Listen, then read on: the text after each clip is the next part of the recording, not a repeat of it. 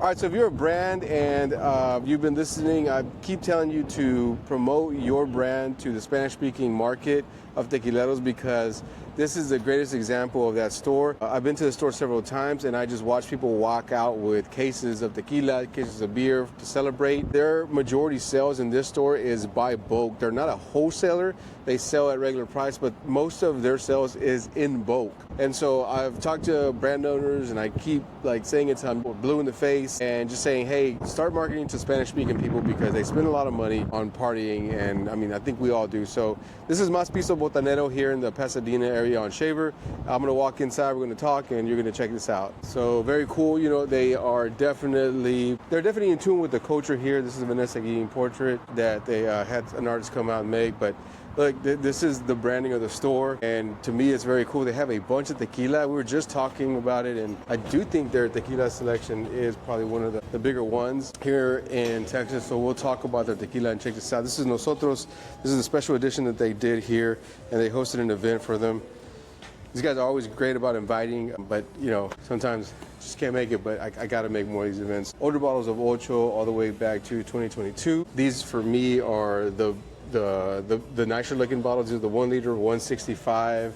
I got Diego here with me. He's going to talk about the Mezcal section. Siembra Valles. This has gone up in price. It used to be $89.99 here, but it's a bottle that you really can't find worth it. Siembra Valles for me is a really good brand. This is batch 14. Go down and we check out Volans. This is where I've been able to find older lots. This is looks like lot 9, but on this Blanco, they stopped handwriting the bottle numbers on here, and now they just moved to a generic tag, but this is lot 6, so I probably will be taking this with me, and I'll tell you why. There is a Volans batch out there, a lot, that went out by accident, and it was fermented with fibers. So there's a Blanco out there, 1 through 9, that has fermented with fibers. This is El Pandillo's new bottling with the bottom etching. El Pandillo started at lot 21, and I believe that these are all new Jack Daniel barrels, and this is lot 21. Lot 21 isn't seen as much now.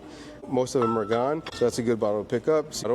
Again, bottle that if you want to mix, this is a great price for 1 liter, $35. Tequila Yayo, definitely one that I really like. These are the añejos for Tres Agaves at $45 for an añejo. That's not bad. Tapatio, and a bottle that I do need to pick up, and you know what, I might pick this up today. This is Caballito Serrano. This is owned by the uncle of a friend, Serrano, and there is some relation there to Caballito Serrero, I believe, but I don't know the full story. Tequila 3030 for me is a very good tequila. I get a lot of people started with this one too, the añejo, and the reposado very good. This is a 750 for $28. You're not gonna beat that.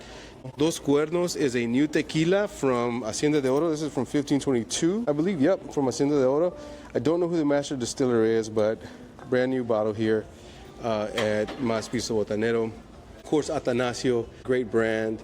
I don't like the funk on that Blanco. It's something that I love. They just recently picked up Lágrimas del Valle, Wild Common. Cascahuín up here for $80, $90. That's not bad. See, Chamucos is one that we haven't seen at other stores, but for me, the añejo is definitely worth a grab. Arete, for me, these are mixers, but these should be a well tequila at every bar. Arete, the artisanal line, is going to be the round bottle. The classic is going to be the square bottle. Caballito Serrero, Código, these huge 1.75 bottles. Cierto, this is probably going to be the better price out there. Lágrimas, La Gritona, again, that woman owned. Alma de Jaguar, this is going to be the spring. So spring 2024 for me was the best release that Alma de Jaguar has had, and they have it here. You're not going to find that everywhere. Siete Leguas, Aguasol. Casa Mexico just recently moved to a new distillery. I want to see if this is it. Yeah, this is La Galeria Distillery. I was able to visit that, and my friend Jimmy over at 1589. If you ever get the chance to go to this distillery, Jimmy is your host, and he's going to fucking show you a great time. Don Anibal, La Santa, Mi Genta, let's see, Siempre, Maracame, Santo, La Pulga. This is a brand I've reached out to, but I don't know, there's a lag in communication here. Really like to support them since they're from Texas. But if you're a brand and people reach out, make sure you reach back out. So this is the Mezcal section. I'm gonna let Diego take it from here, and we'll get back to tequila here in a little bit. Yeah, so they have some Mezcal brands here that were present in NASA, but they didn't have as many selections, or they weren't up against the wall, so I wasn't able to highlight them. This brand specifically is one that I would recommend wholeheartedly for anyone looking to get into mezcal. First off, just look at the prices. Really, really good price, but more than anything, what draws me to them most is that they focus on having releases from different regions of Mexico. Each one of their releases is, yes, a different type of maguey, but more than anything, it's showcasing a different part of the country that is producing mezcal. This isn't absolutely all of the Derrumbes lineup, but it is a really, really solid showcasing of what they have. The Tamaulipas, Michoacán, San Luis Potosí, Oaxaca, Zacatecas, and Durango. The one that I would recommend starting with, which is also incidentally the cheapest one, would be the San Luis Potosí. For $45, you're not going to find many mezcales that are worth that dollar per bottle, and also it's actually maguey verde instead of maguey espadín, which is typically the cheaper mezcales that you find. Really highly recommend. They do crush it with tahona, which is a lot more typical for mezcal. Instead of it being like almost a luxury that you're paying for with mezcal, that's just the standard. There's also a type of mezcal that I don't think they have here, but called ancestral, where absolutely everything is done by hand, besides the distillation, which is done with a Filipino still. They don't even use a tahona then, they crush it with mallets. So what about Banez? I've seen this brand a lot. So I'm not too familiar with Bañez personally. I do see them around a good bit. This seems like an interesting pickup, the Ensamble de Espadín Barril, purely for the price. But in terms of everything else that they have, I don't know too much about them in order to be able to recommend them wholeheartedly. Definitely the Rumbes would be my personal recommendation. Also, they're all in pretty decent, accessible proof points. It looks like it ranges from low 44 to 47, so it doesn't get as like deadly high on the proof as mezcal does, and is definitely a good place to start off with. My favorite, sorry, go ahead. So you start looking at these brands. These are ones that I guess kind of have seen more. Don't know much about them, and then they have a pretty good selection of Recampero too. Yeah, so Mezcal Vago is the one that I would recommend the most here. I'm not 100% sure why their pricing is the way it is, but getting the Ensamble, this one here, Mexicano Roqueño, getting the Quiche, the Karwinski, the Espadín, this one you'll find for that price pretty regularly around. But like these three specifically, that price is nuts. You're gonna find them for like typically, besides the Espadín, which is equitably priced, along with the Elote, the Quiche, and the Ensamble, you'll find like low 100, 110, 120. Oh wow, okay, so these are definitely the ones to pick up here, which is $55 for the Quiche, Ensamble 107, and $58 for the Ensamble Queen. And the Recampero? The Recampero, that's about the price that you're gonna find them for. Really good selection, pretty close to what they have in NASA. At NASA, they have a little bit more of the Recampero. Recampero, though, you're going to find pretty consistently throughout Houston. So I wouldn't declare this store like a Recampero destination necessarily, but if you're looking for them, this and NASA are really good places to visit. So these are the ones you're going to be picking up today? Yeah, legitimately, if I hadn't blown my budget at the other store, I would have gotten the Quiche for sure. Maybe the Ensamble, but definitely the Quiche. Yeah, they have a pretty solid mezcal lineup. Obviously not as extensive as at NASA, but you'll find some really cool bottles at pretty decent prices. They have La Venenosa as well, which they also have at NASA, but they didn't have this specific varietal.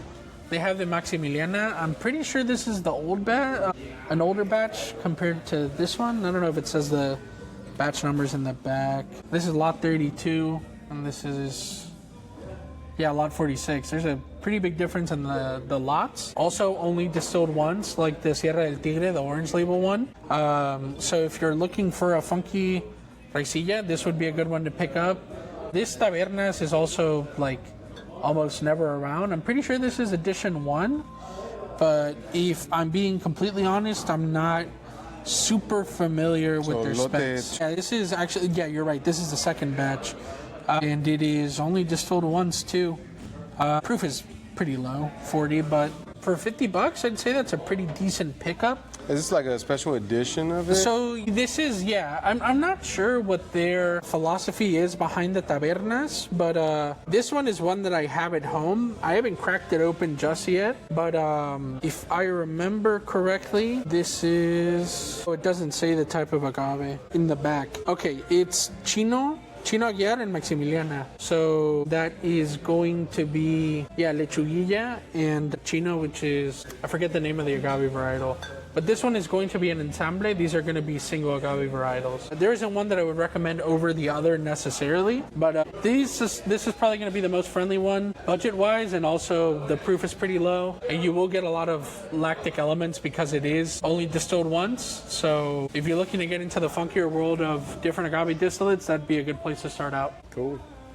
I'm going to talk to you guys about this section here. So for a tequilero, for an aficionado, this is not what we drink, but honestly, this is what sells in bulk here. It's because these guys come out and they reach out to the community. They reach out to the people who live in this area, and these are bulk sales right here. And for brand owners that aren't in the Spanish-speaking market, I think there's a huge missed opportunity. I will have a training session with Montegave and Spanish-speaking waiters, and that's just because the sales of Montegave has skyrocketed in restaurants that have pushed it, because John Melvin's down here. He's doing an awesome job. So the more tequila here, again, Volcan is something that's made its way around, but it's not for me.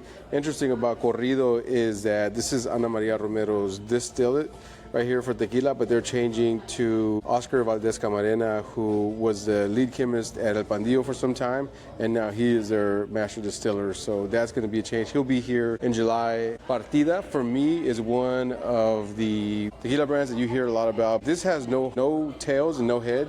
This is all hard distillation, and it is super subtle. I got to speak to Jose Valdez, and we're going to Partida Distillery in July to go visit him. But for me, the añejo is something that you guys definitely should pick up. Clásico Centinela, Kyoto, Tequila, Afan. Here's what I'm talking about. For lot 2 to be out, $85 extra añejo for Terra Alta. This is a must right here. This is a buy. I don't know how many bottles of this they have, but this is the price that you would typically see. This is not the 5-year, this is the regular extra añejo coming out of El Pandillo. It's phenomenal. Hacienda Vieja is a brand that you've heard me talk about before on my platform, but $28 for Blanco, $28 for a Reposado, and $38.50 for an añejo.